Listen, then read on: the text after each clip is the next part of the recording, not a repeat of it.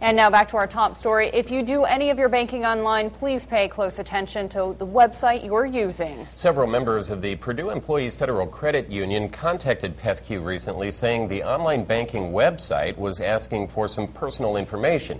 Kristen Majorano is here now with more on the story. Kristen?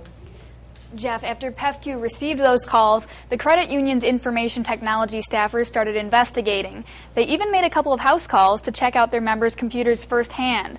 What they found was this isn't just a PEFCU problem. We're able to determine that their PCs were infected with a virus that was targeting not just PEFCU's system, but was targeting any online banking system that you would try to authenticate to. PEFCU IT staff tested out larger banking systems websites on these computers to similar effect. In some cases, they were even asked for a social security number or found one of these VeriSign secured symbols. PEFCU officials say this is a well-written virus that looks very authentic. It doesn't change the URL line. In the past, if you got an email, it would ask you to go to a site, but if you looked at the line, you would see obviously you're in Russia or China or some place that you know that you shouldn't be. Here's the scary part. Even if your virus protection's up to date, that still doesn't guarantee you're protected. One of them was up to date and the virus protection still did not catch this.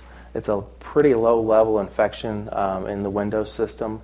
And so unfortunately what we've had people had to do so far, or what we've asked people to do so far, has been to start over and reload their PCs. That means your best defense is a watchful eye and some common sense. PEFCU officials say they will never ask you for your card number, PIN, or any other personal information. We already have access to that information, so there would be no reason for us to prompt you for that. If your banking website does ask you for your debit card number, PIN number, or other personal information, do not give it out and contact your financial institution immediately. If you do mistakenly submit any of this information, you should have your card reissued and change any information that you've shared. Kristen Majorano, News Channel 18.